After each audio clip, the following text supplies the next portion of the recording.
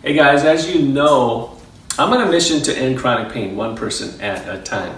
And one of the ways to do that is to help you prevent injuries, help you prevent from straining and stressing your body, through the everyday activities that you do at work or at home.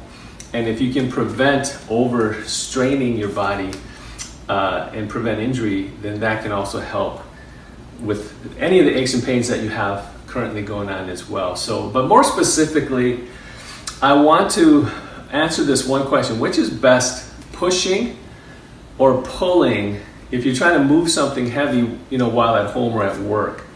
And because that's kind of a question that a lot of people don't think about, and so they'll end up just kind of doing things, just whatever feels right to them at that time, and then they'll actually end up causing an injury. And sometimes it's a serious injury. So the question is, let's say I was gonna want to move this couch. Here I have the smooth surface here, but let's say I'm gonna want to move the couch. Should I pull it or should I push it? That's the question. And some of the research studies show that, and I'm going to just tell you some things real quickly. Some of the research studies show that when you're trying to pull something, that's where actually more injuries occur and more stress, strain, and pain occur when you're trying to pull something than when you're trying to push. Now, part of the reason why so many injuries occur more when you're pulling is because when you're pulling, you're kind of rounding out your back, and when you do that, you actually, and especially if you hold your breath and you really trying to pull like that, you can actually cause a disc herniation because the discs are open. When your back is rounded, your discs are open, and the disc is much more easily can protrude to the backside, and then it can hit a nerve and cause sciatica and tingling down the legs and things like that. But also, you could also hit your toe. You could actually run over your toe. And also, you're using a lot of these back muscles on most people are not very strong. That's why a lot of people have poor posture. We sit a lot. So you're using muscles that aren't very strong. Versus, so now the way I want you to do, if you're going to try to move something heavier, even if you're pushing a heavy grocery cart, because you got to fill with stuff, which is kind of crazy how expensive groceries are today. So people don't really fill their carts as much as they used to. But let's say even if you're going to do a cart, rather than trying to pull it, pushing it, because I've seen patients who the smallest little things have caused a severe injury. So, because it's kind of it kind of builds up, and if you have weakness for a long time, it can build up where just one little thing.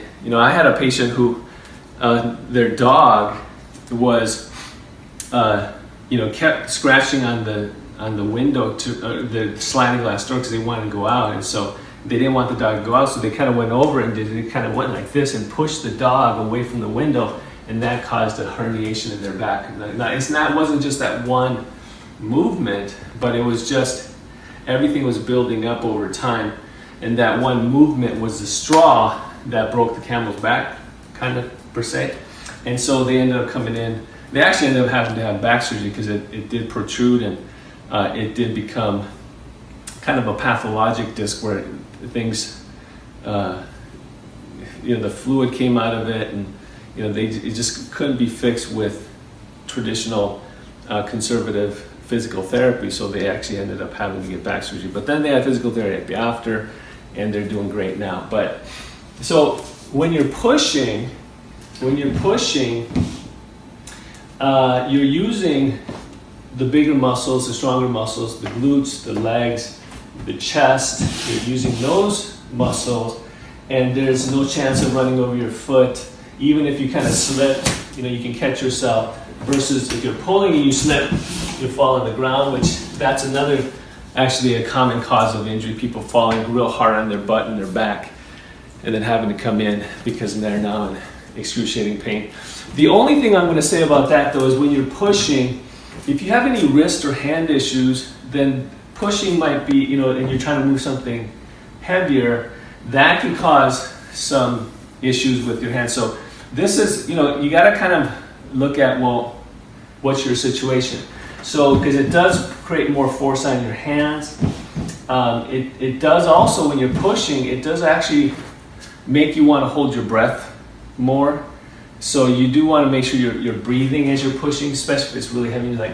So don't hold your breath, because if you do, then that can actually cause problems, even though your back's not rounded. That can cause problems with your back because you're increasing the intra-abdominal pressure. So even when you're pushing, you want to make sure you're doing it correctly, just to avoid any kind of a serious injury. But that's my answer. Push whenever you can, as long as you don't have hand or wrist issues. Here's the thing. If you really want to be able to do much more in life, such as sports or different activities, push and pull without being afraid that you're gonna, cause an injury, it's really best to just get your whole body just a little bit stronger, more balanced. And really what I'm talking about is being balanced, because it's the imbalances that are causing your body to become inflamed and can make you vulnerable for injury.